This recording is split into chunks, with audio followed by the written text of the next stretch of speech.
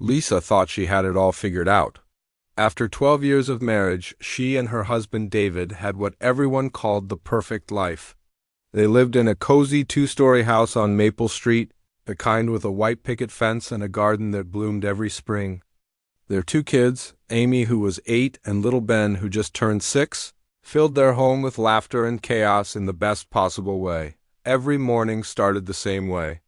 Lisa would wake up at 6:30, make coffee for David, and pack his lunch with a little note inside. He worked as a sales manager at a big company downtown, and she was proud of how hard he worked to provide for their family. She had given up her job at the bank when Amy was born, choosing to be a stay-at-home mom. It felt right at the time, and David always said he appreciated having her there for the kids. The neighborhood loved them. Lisa was the mom who organized bake sales for the school and never missed a soccer practice. David coached Ben's little league team on weekends and helped neighbors with their yard work. They were the couple everyone pointed to when they talked about marriage goals. At barbecues and dinner parties, people would joke about how they were still so happy after all these years.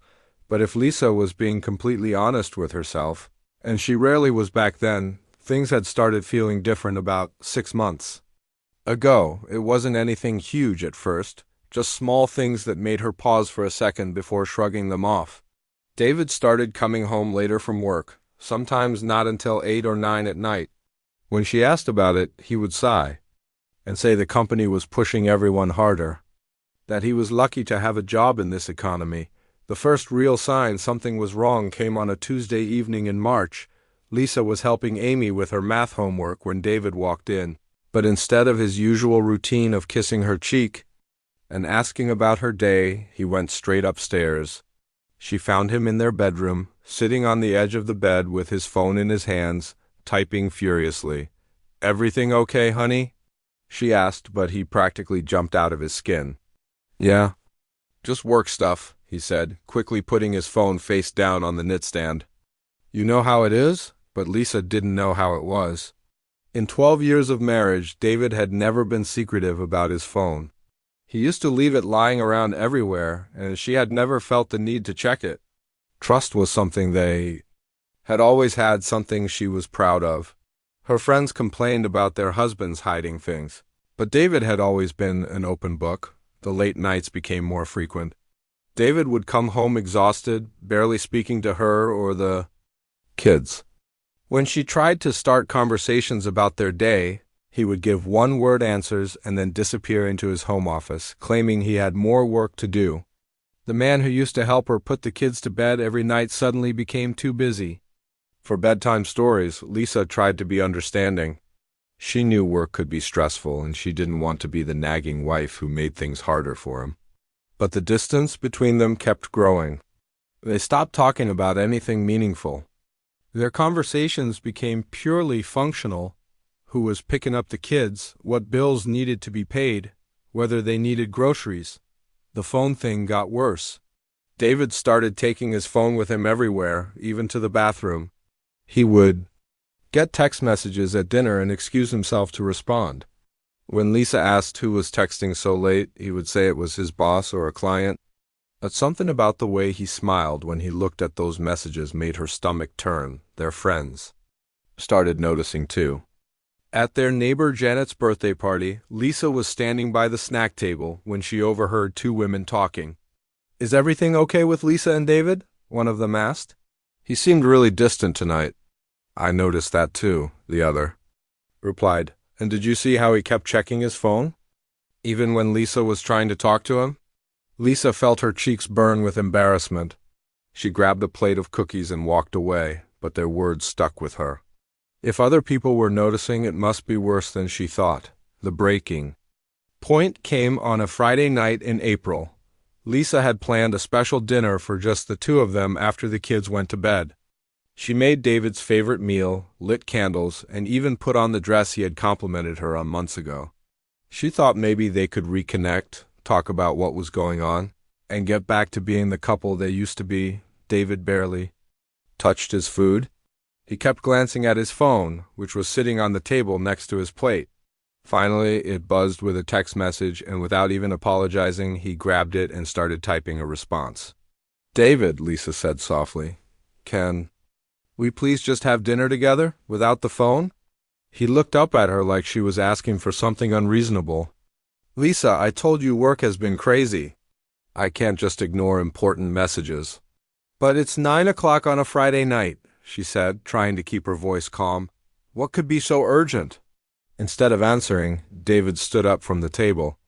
"I'm not really hungry anyway. I think I'll go to bed early." Lisa sat there alone, looking at the candles she had lit and the meal she had spent hours preparing. For the first time in their marriage, she felt like she was living with a stranger. The man who used to tell her she was beautiful every day, who used to hold her hand while they watched movies, who used to make her laugh until her sides hurt, was gone. In his place was someone cold and distant, someone who treated her like she was bothering him just by existing. That night, after David had gone to bed, Lisa cleaned up the untouched dinner and blew out the candles. She stood in their kitchen, looking around at the life they had built together, and realized she didn't recognize it anymore. The photos on the refrigerator of their family vacations and the kids' artwork seemed like remnants of a different life, a happier time that felt impossibly far away. She thought about calling her sister or her best friend, but what would she say? That her husband wasn't talking to her as much? That he was working late? It all sounded so trivial when she thought about putting it into words. But deep down, she knew it wasn't trivial at all. Something fundamental had shifted in their relationship, and she was terrified to find out what it was. The next morning, David was already gone when she woke up.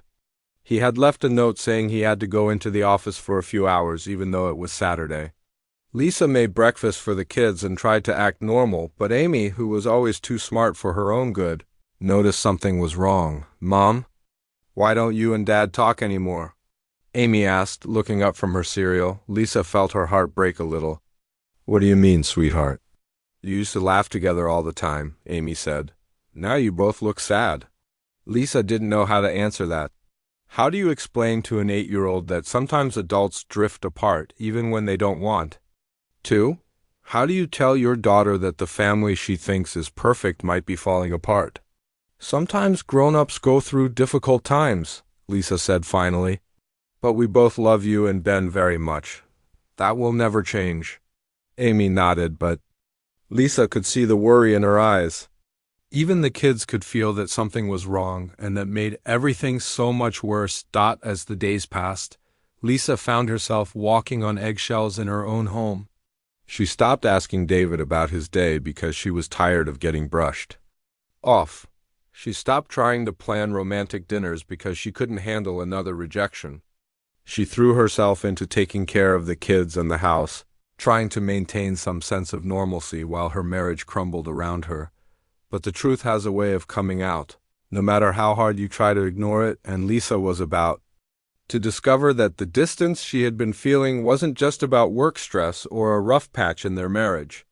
It was about to get so much worse than she ever could have imagined. The discovery came on a Thursday morning in the most ordinary way possible.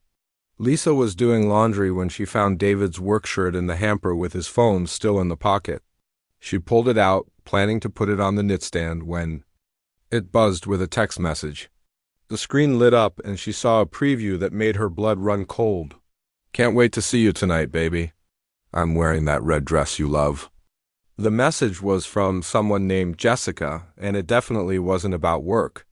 Lisa's hands started shaking as she stared at the phone. For a moment, she thought about putting it down and pretending she never saw it, but she couldn't unknow what she now knew. With trembling fingers, she opened the message thread.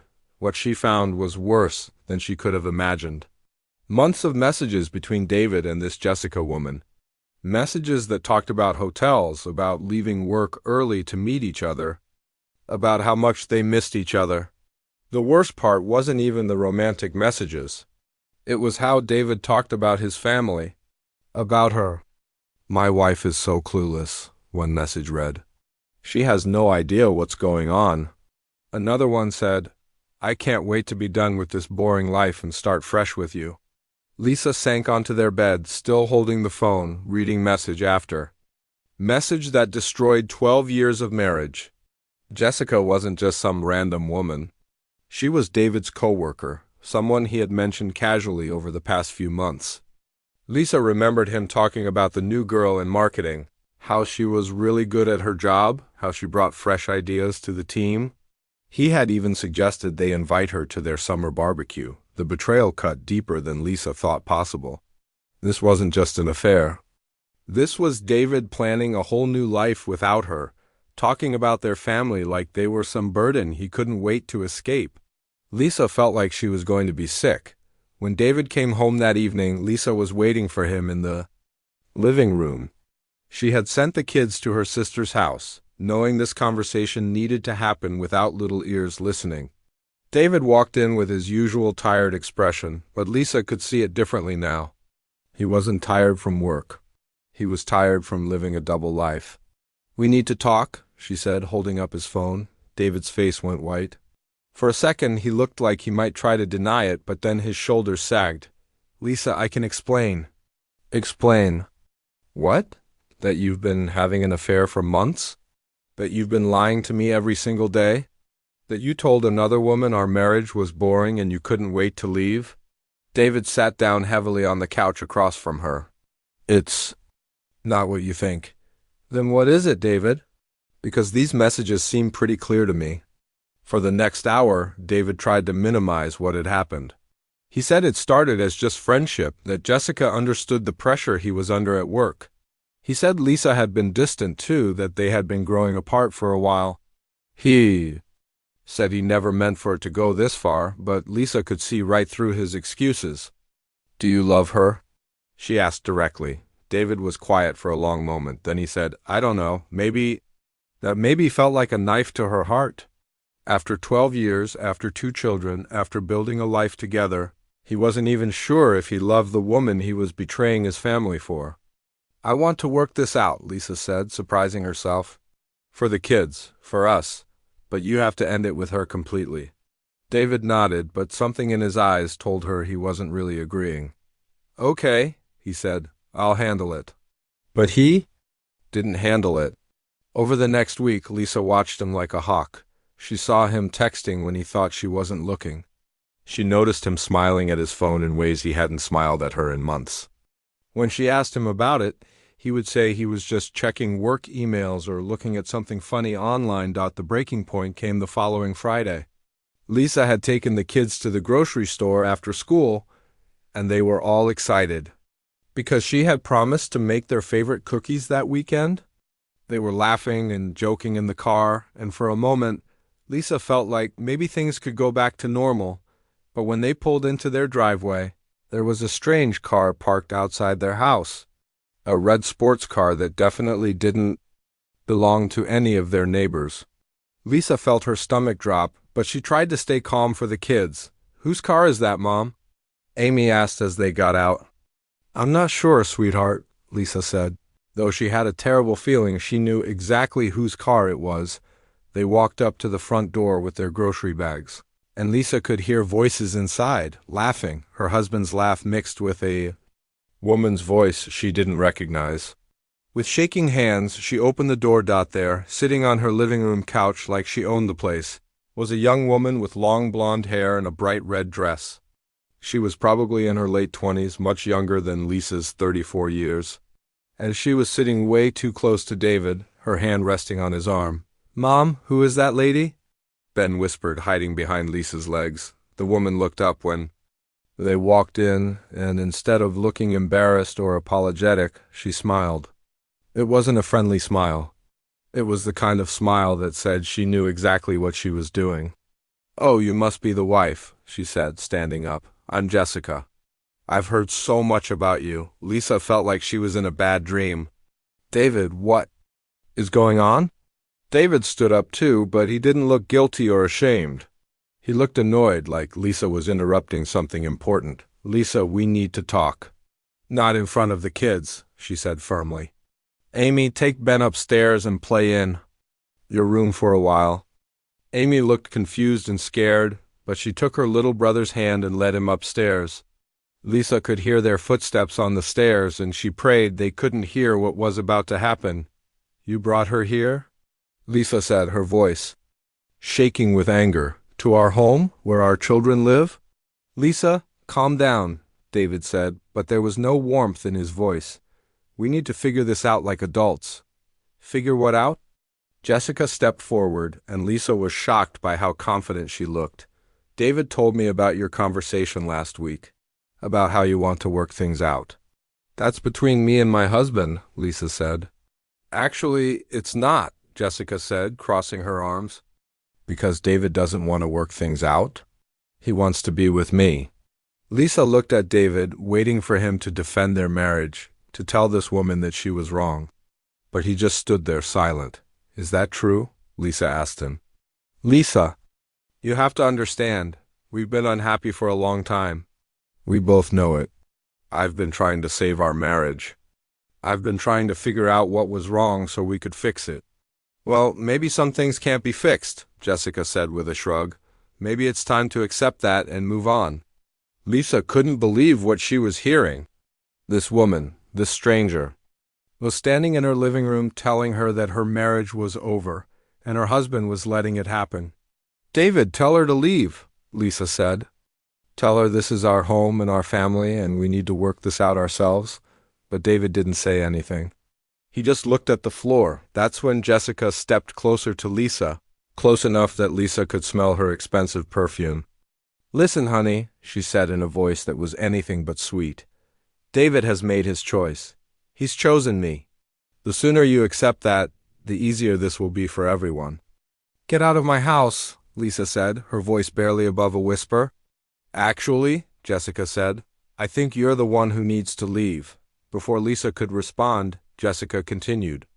David and I have been talking, and we think it would be best if you found somewhere else to stay while you figure out your next steps. This is going to be our home now.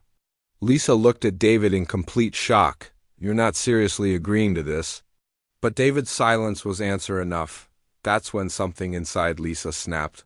This is my home too. I've lived here for 8 years. My children live here.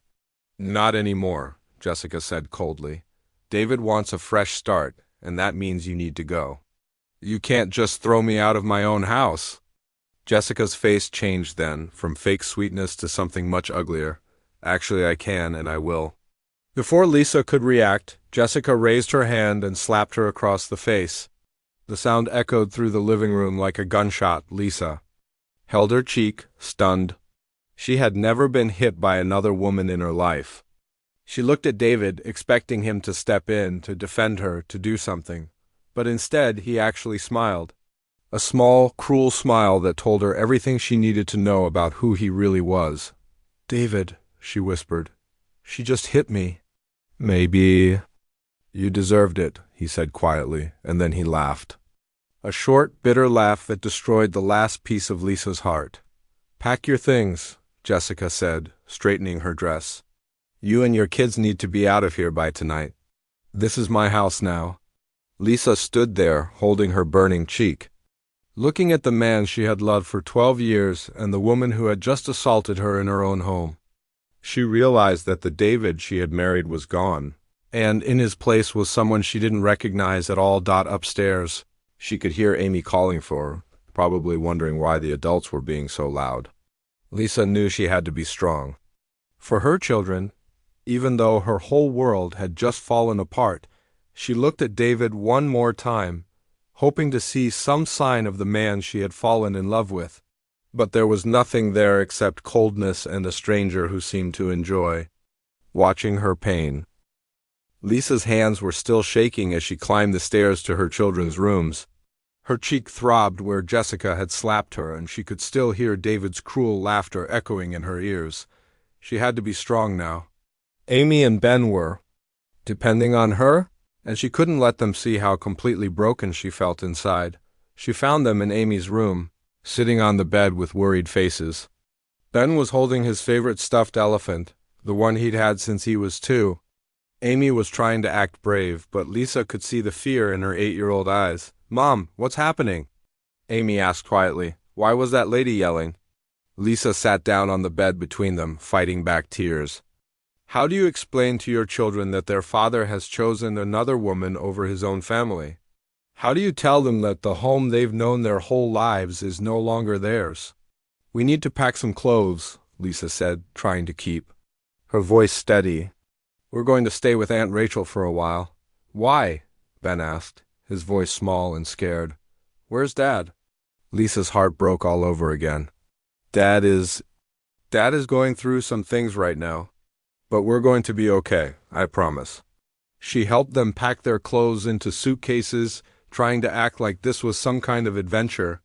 But inside, she was falling apart. This was supposed to be temporary, she told herself. Once she talked to a lawyer, once she figured out her rights, they would come back home. This couldn't be legal, what Jessica was doing. As they packed, Lisa could hear voices downstairs. David and Jessica were talking and laughing like nothing had happened, like they hadn't just destroyed a family. The sound made Lisa feel sick. Can I bring my soccer trophy? Ben asked, holding up the small plastic trophy he'd won at his last game. Of course, sweetheart, Lisa said, even though she knew they could only take what fit in their suitcases. Bring whatever is special to you. Amy was quieter, packing her clothes with the careful precision of someone trying to understand something too big for her young mind. Mom, are you and Dad getting divorced? Lisa stopped folding clothes. She had been hoping to avoid this conversation, at least for tonight. I don't know, honey. Sometimes grown-ups have problems they need to work through. Is it because of that? Lady downstairs? Lisa looked at her daughter, this smart, observant little girl who saw too much. It's complicated, sweetheart. But no matter what happens between Dad and me, we both love you and Ben very much. If Dad loves us, why is he letting that lady be mean to you? Lisa didn't have an answer for that. She didn't understand it herself. It took them 2 hours to pack 3 suitcases with whatever they could fit. Lisa grabbed important documents from the home office, her laptop, and what little cash she had in her emergency fund. As they carried their bags downstairs, Jessica was still there, sitting on the couch like she owned the place. Finally, Jessica said, not bothering to look up from her phone. I was starting to think you'd never leave.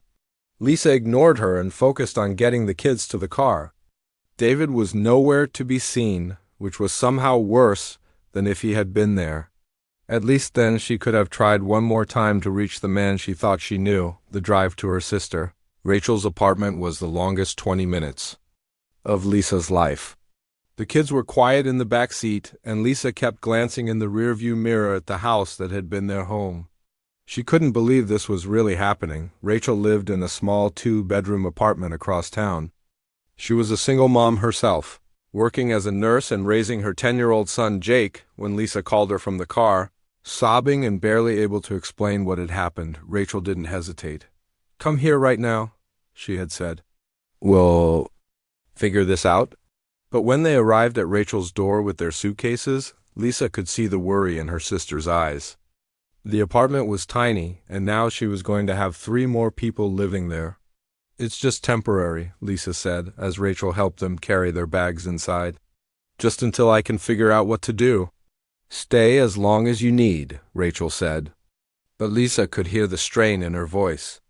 They both knew this wasn't going to be easy. That first night was the hardest. Lisa lay on Rachel's couch, staring at the ceiling, while Amy and Ben shared Jake's room. Every time she closed her eyes, she saw Jessica's smug face or heard David's laughter. She kept thinking about all the signs she had missed, all the times. She had made excuses for his behavior. The next morning, reality hit hard. Lisa had no job, no income, and no place to live. She had been a stay-at-home mom for 8 years, and her resume was basically empty. Who was going to hire someone with no recent work experience? How was she going to support her children? She spent the day making phone calls, trying to understand her legal rights. But every lawyer she called wanted money up front, money she didn't have. The few who would talk to her for free told her the same thing. It would take time to sort out who had rights to the house, and in the meantime, she needed to find somewhere to live. Meanwhile, her phone kept buzzing with messages from David, not apologies or explanations, but demands. He wanted her to bring back his favorite coffee mug. He wanted to know where she had put his golf clubs. He acted like she was the one who had done something wrong. The worst part was how it was affecting the kids. Amy stopped eating much at dinner, and Ben started having nightmares. He would wake up crying, asking when they were going home, when Daddy was coming to get them. Lisa didn't know what to tell him. Rachel was incredibly kind, but Lisa could see the stress it was putting on her sister's life. The apartment was crowded, and Jake was having to share his room with two younger kids. Rachel worked long shifts at the hospital, and she was already exhausted before Lisa and the kids moved in. "I need to find a job," Lisa told Rachel one evening after the kids had gone to bed. "I can't keep living off your kindness." "You're not living off my kindness," Rachel said firmly. "You're my sister. This is what family does." But Lisa felt like a burden. She felt like she was failing her children, failing her sister, failing everyone who cared about her. The days blurred together in a haze of job applications and rejection letters. Lisa applied for everything: retail jobs, office work, anything that would give her a paycheck. But most places wanted someone with recent experience, and the few that didn't pay enough for her to afford rent and childcare, she tried to maintain some normalcy for Amy and Ben. She walked them to school each morning and picked them up each afternoon. She helped with homework and tried to keep their bedtime routine the same. But she could see them watching her, worried about their mom who cried when she thought they weren't looking, 2 weeks after they moved in with Rachel. Lisa got a call from David. She almost didn't answer, but she thought maybe he had come to his senses. Maybe he wanted to work things out. "Lisa, we need to talk about the kids," he said, his voice cold and businesslike. "What about them?" "I want to see them." "I am their father." Lisa felt anger rise in her chest. "You threw us out of our home, David. You stood there and watched another woman hit me, and now you want to see the kids?" "That's between you and me," he said. "The kids shouldn't suffer because of our problems." "Our problems? You mean your affair? You mean the fact that you abandoned your family for another woman?" "I'm not going to argue with you about this," David said. "I have rights as their father." "If you don't let me see them, I'll have to involve lawyers." Lisa wanted to scream. He was threatening her with lawyers when she couldn't even afford one. "Fine," she said, "but you come pick them up here. I'm not bringing them to that house." "Jessica thinks it would be better if—" "I don't care what Jessica thinks," Lisa snapped. "She's not their mother. She's not their family. She's just the woman who destroyed our marriage." David was quiet for a moment. Then he said, "I'll pick them up Saturday at 10. Lisa hung up the phone and broke down crying. Rachel found her in the kitchen, sobbing into her hands. "He wants to see the kids," Lisa managed to say between sobs. "He acts like nothing happened, like he didn't choose another woman over his own family." Rachel sat down beside her and put an arm around her shoulders. "I know this is hard, but you're stronger than you think.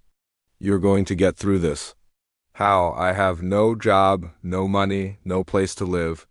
My kids are sleeping on the floor, and I can't even afford to buy them new clothes when they grow out of what they have." "You have me," Rachel said. "And you have them. That's more than some people have." Lisa knew her sister was right, but it didn't make the pain any less. She had gone from being a wife and mother with a comfortable life to being homeless and dependent on her sister's charity.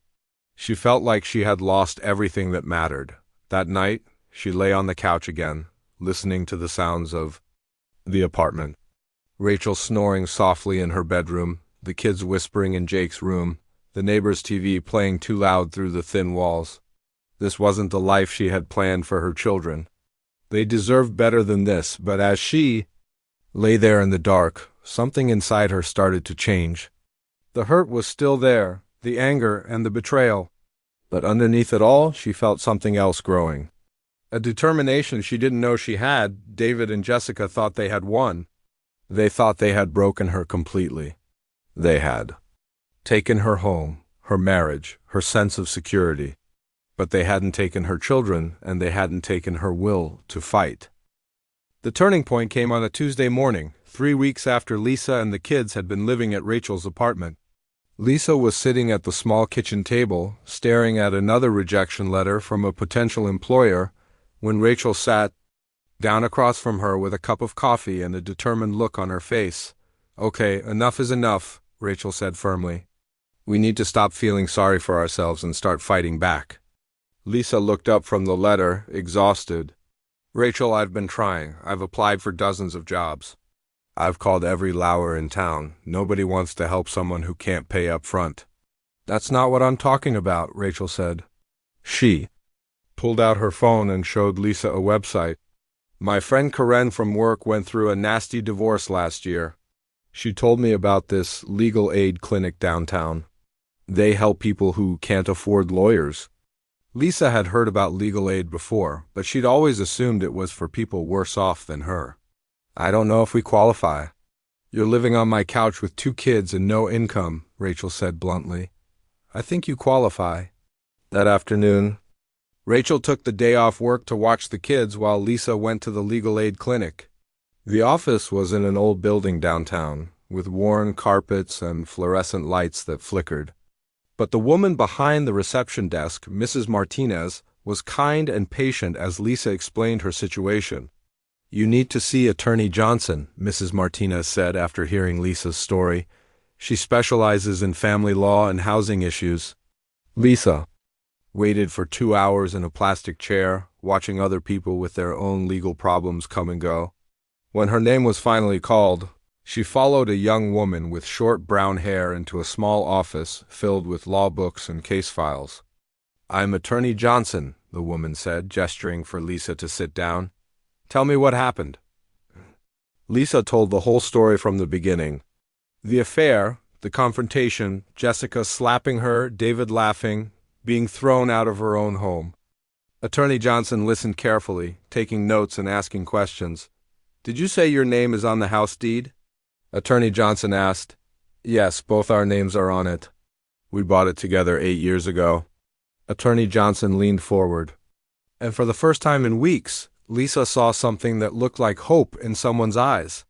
"Lisa, what that woman did was completely illegal. She has no right to throw you out of a house that you legally own." But David agreed with her. "It doesn't matter if David agreed.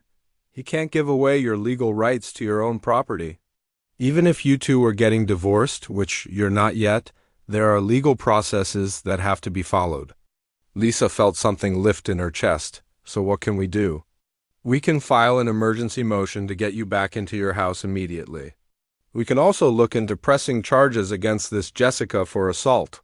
And if your husband has been hiding assets or income, we can investigate that too."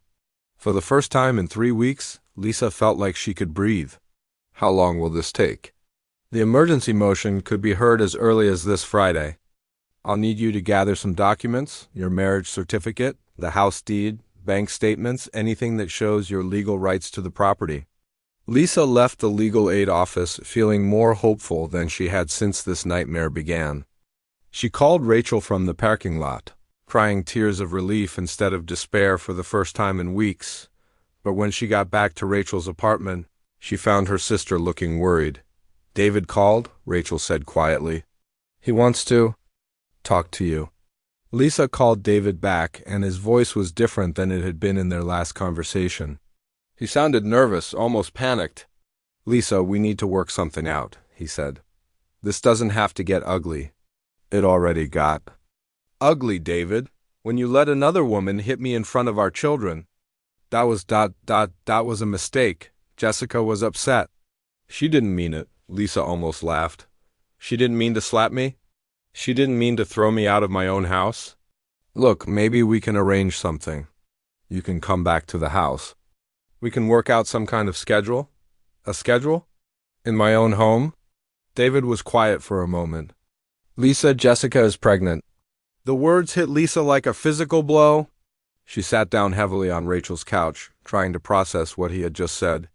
"What? She's pregnant?" "About 2 months along. That's why she's been so emotional lately." Lisa felt like the room was spinning.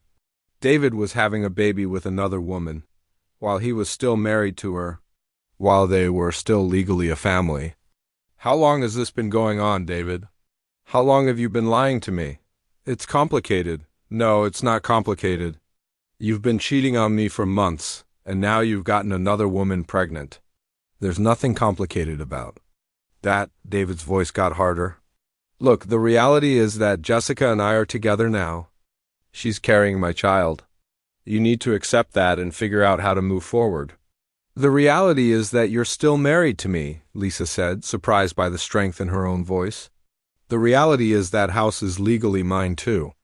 And the reality is that what you and your girlfriend did was illegal. What are you talking about? I talked to a lawyer today, David, a real lawyer. And she told me that Jessica had no right to throw me out of my own house. She also told me that slapping me was assault and that I could press charges if I wanted to. David was quiet for a long moment. Lisa, don't make this harder than it has to be. I'm not making anything hard. You made it hard when you chose to destroy our family. That night, Lisa couldn't sleep.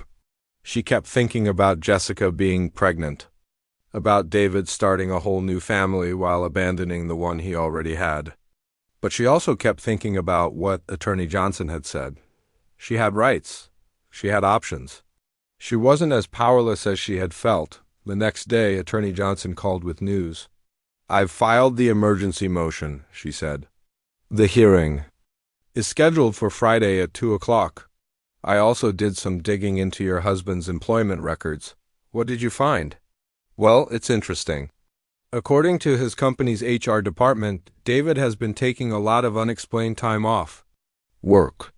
And there are some discrepancies in his expense reports that they're looking into. Lisa felt a chill run down her spine. What kind of discrepancies? Hotel charges, restaurant bills, things that don't match up with his official business travel.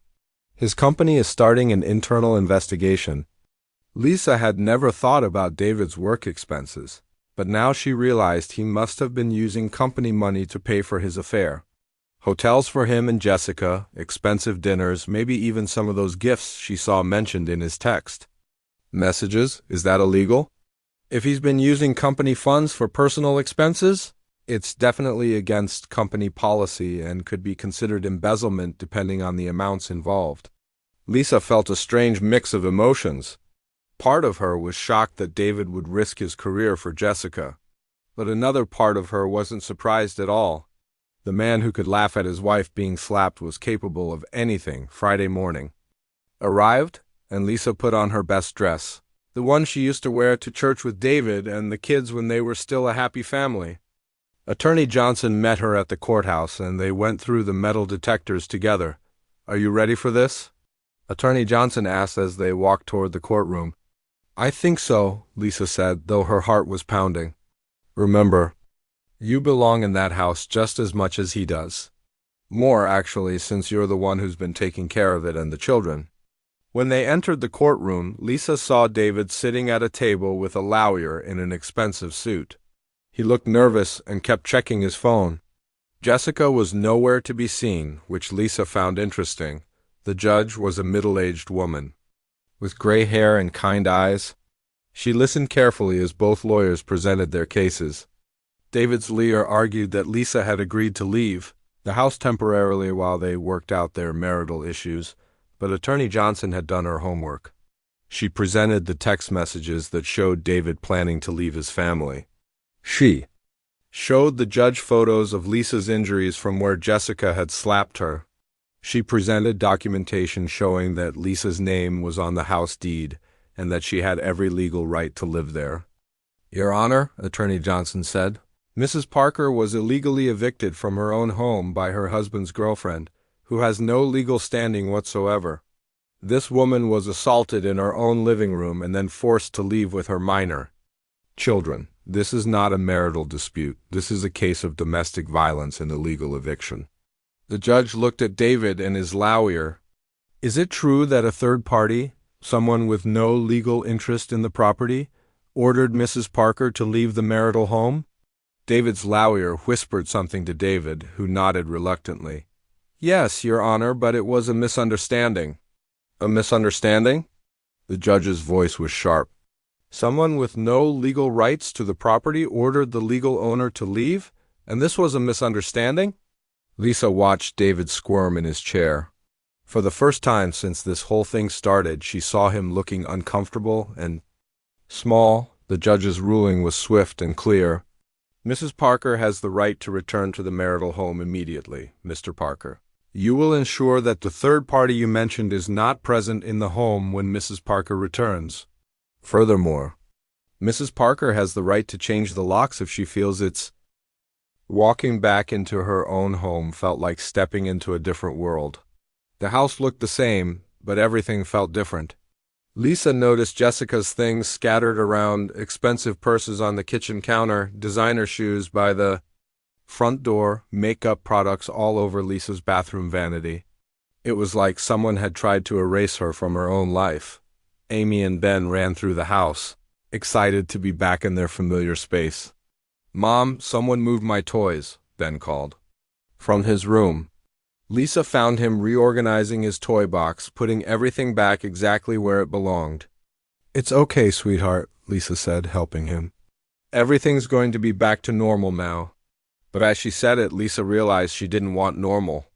Normal was the life where she had been unhappy and ignored. Normal was making excuses for David's behavior and pretending everything was fine. She wanted something better than normal. The first sign that karma was already working came that very evening. David showed up at the house around 7 o'clock, looking haggard and upset. Lisa answered the door but didn't invite him in. "We need to talk," he said. "The kids are doing homework," Lisa replied. "Whatever you have to say it here." David glanced around nervously, like he was afraid someone might be watching. "I lost my job today." Lisa blinked, not sure she had heard him correctly. "What?" "The company fired me. They said I misused company funds. They're talking about pressing charges." Lisa felt a strange mix of emotions. Part of her was shocked, but another part wasn't surprised at all. "What did you do, David?" "I used my corporate credit card for some personal expenses. It wasn't supposed to be a big deal. I was going to pay it back." "Personal expenses like hotel rooms with Jessica?" David's face flushed red. "It wasn't that?" "Much money. How much?" David looked at the ground. "About $15,000. Lisa's jaw dropped. $15,000. That was more money than she had spent on herself in the past 2 years combined. "David, that's not personal expenses. That's theft." "I was going to pay it back," he repeated, but his voice sounded hollow. "With what money?" "You just lost your job." David ran his hands through his hair, and Lisa noticed how much older he looked than he had just a month ago. "Jessica thinks we should move to another state. Start fresh somewhere else." "Jessica thinks? What do you think, David? Are you going to keep letting her make all your decisions?" "It's not like that. It's exactly like that." "She told you to throw your family away and you did?" "She probably told you it was okay to steal from your company too." David's phone buzzed, and he looked at it with an expression that Lisa recognized. It was the same look he used to get when Jessica texted him. But now instead of looking happy, he looked stressed. "I have to go," he said suddenly. "We'll talk about the kids later." As he walked away, Lisa noticed his car. It was the same car he'd had for 3 years, but now it looked dirty and had a dent in the front bumper. For someone who used to take such pride in his appearance, David looked like he was falling apart. The next few weeks brought a steady stream of revelations that showed just how completely David and Jessica's plans were unraveling.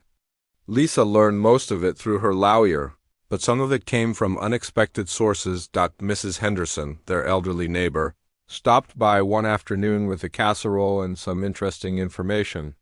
"I hope you don't mind me saying," she said as they sat in Lisa's kitchen, "but I'm so glad you're back.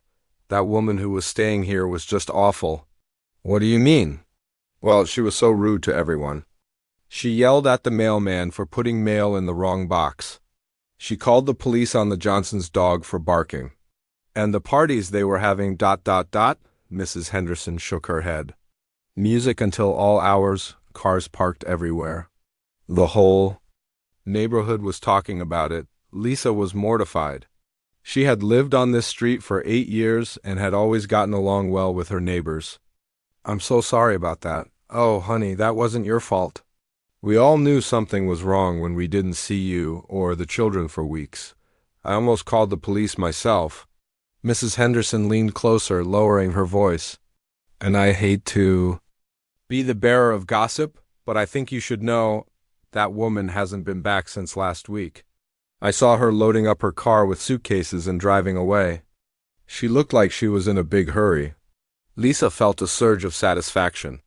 So Jessica had abandoned David as soon as things got difficult. She wasn't surprised. The confirmation came 2 days later when David showed up at the house again, this time looking even worse.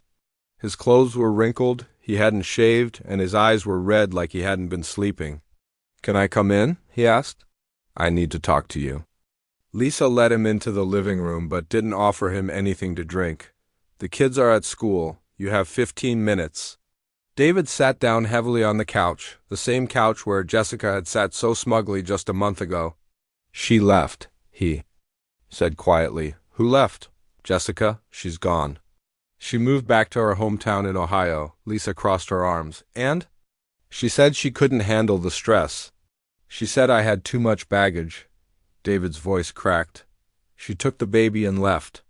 Lisa felt a pang of something that might have been sympathy, but it was quickly overwhelmed by anger. "So let me get this straight. She convinced you to throw away your family, you lost your job because of her, and now she's abandoned you?" "It wasn't all her fault."